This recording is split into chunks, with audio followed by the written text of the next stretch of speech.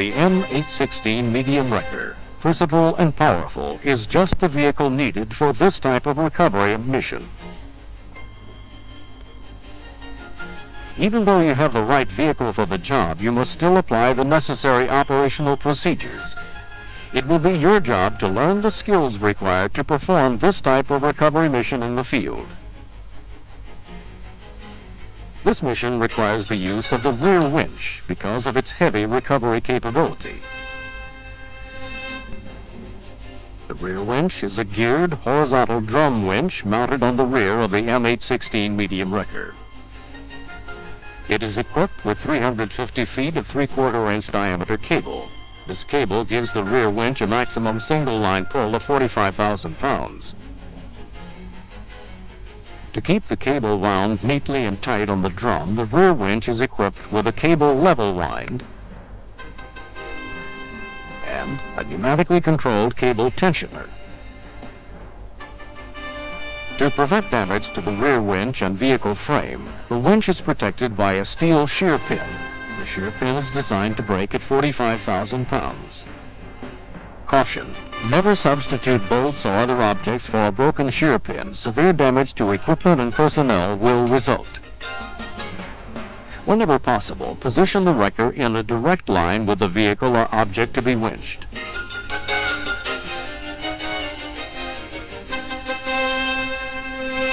Winch cable guide rollers will permit pulling of the load at any angle up to 90 degrees, left or right from the center line of the truck,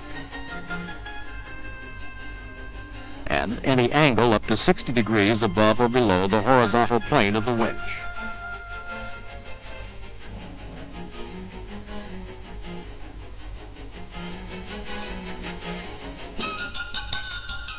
No matter at what angle the load is being winched, the wrecker must be braced. For indirect pulls, install the field chocks to the left or right side of the wrecker. For a direct pull, which this situation requires, install the chocks facing the load in the left and right chock brackets. To set the spade ends of the chocks, dig 2 holes 12 inches long by 12 inches wide by 12 inches deep at the spade end of the chocks. Place the spade end in the hole with the large portion of the spade facing down.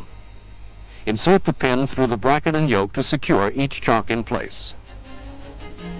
Now that the field chocks are properly in place, they must be locked in. This is done by backing the wrecker up slowly until the spade end of the chocks digs into the ground.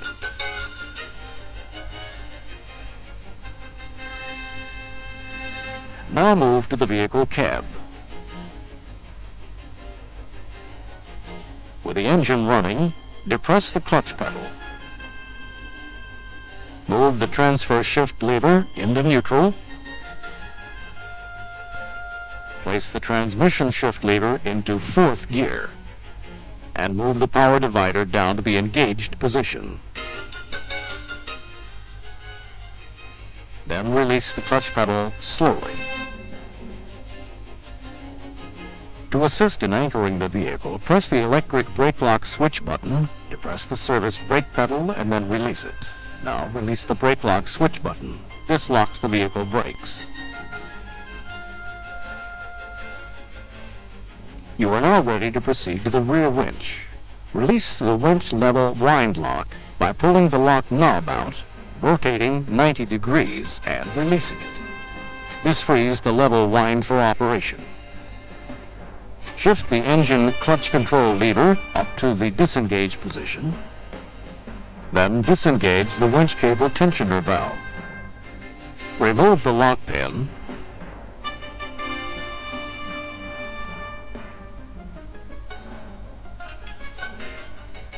And shift the rear winch shift lever to the unwind position.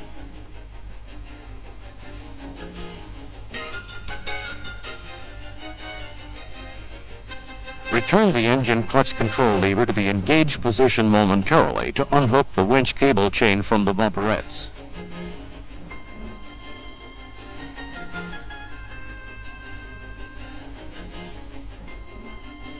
Move the engine clutch control lever to the engaged position to unwind the cable.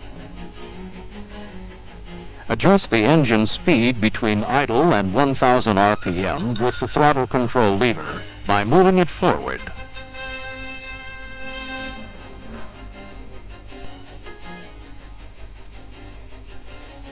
Caution: do not exceed 1000 RPM or severe damage to personnel and equipment may result. When the required amount of cable is unwound, disengage the clutch and put the winch shift lever in neutral.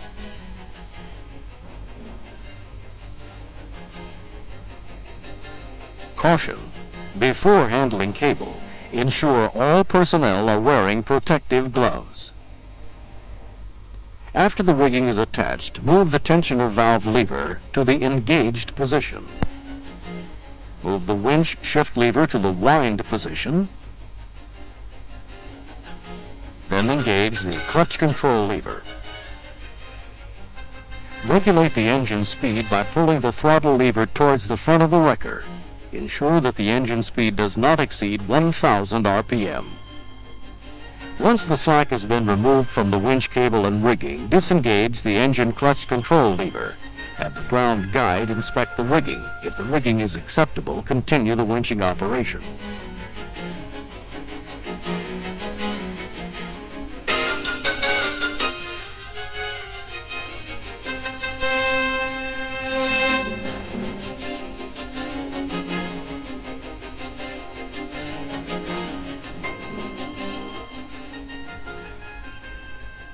Upon completion of the winching operation, remove the rigging and wind in the cable. Stop as the chain approaches the guide rollers. Place the hook up through the right bumperette, across and down through the left bumperette, and then place the hook around the chain between the bumperettes. Remove the slack in the chain by briefly engaging the clutch control lever. Place all rear controls back in their original positions, to include the level wind lock.